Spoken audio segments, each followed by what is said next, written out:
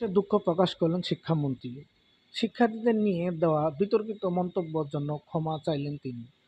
বগুড়া থেকে শুরু হওয়ার আনন্দ এখন সারা দেশে। সরকার কি চাপে মুখে পিছু হটল? বিস্তারিত থাকছে এমআরজে টিভি নিউজ এর বিশেষ প্রতিবেদনে। গত সপ্তাহে এক অনুষ্ঠানে শিক্ষামন্ত্রী শিক্ষার্থীদের উদ্দেশ্যে বললেন, তোমরা ফার্মের মুরগির মতো, যা বলা হবে তাই করতে হবে। এই বক্তব্য মুহূর্তে ভাইরাল হয়ে যায়। সারা দেশের স্কুল কলেজ শিক্ষার্থীদের খুবই কেটে পড়ছে। বগুড়া, ঢাকা, চট্টগ্রাম সহ বিভিন্ন জেলায় সড়ক অবরোধ ও বিক্ষোভ হয়।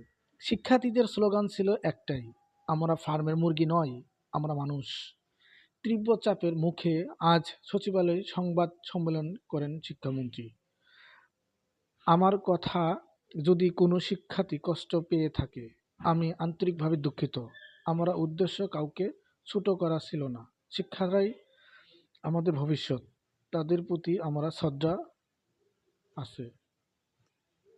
তিনি আরও বলেন, শিক্ষা নিয়ে যে কোনো সিদ্ধান্তে এখন থেকে শিক্ষার্থী ও শিক্ষকের মতামত দেওয়া হবে।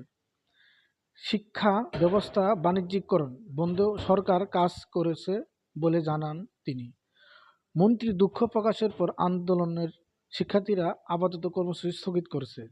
আন্দোলনের একজন সমন্বয়ক বলেন, আমরা মন্ত্রীর কথা শুনছি, যদি বাস্তবে পরিণত আসে তাহলে আমরা খুশি, না হলে আমরা রাস্তায় নামব। বিশ্লেষকরা বলেন, এই ঘটনা শিক্ষা প্রশাসনকে নতুন করে ভাবাবে। শিক্ষার্থীদের কণ্ঠকে আর উপেক্ষা করা যাবে না। শিক্ষামন্ত্রী এই দুঃখ প্রকাশ আন্দোলনের আপাতত ইতি টানলেন। শিক্ষা ব্যবস্থার সংস্কার দাবি এখনো আছে। সরকার কথায় রাখা কিনা সেটা এখন দেখার বিষয়। দেশের সর্বশেষ আপডেট পেতে এমআরজে টিভি নিউজ এর সঙ্গেই থাকুন।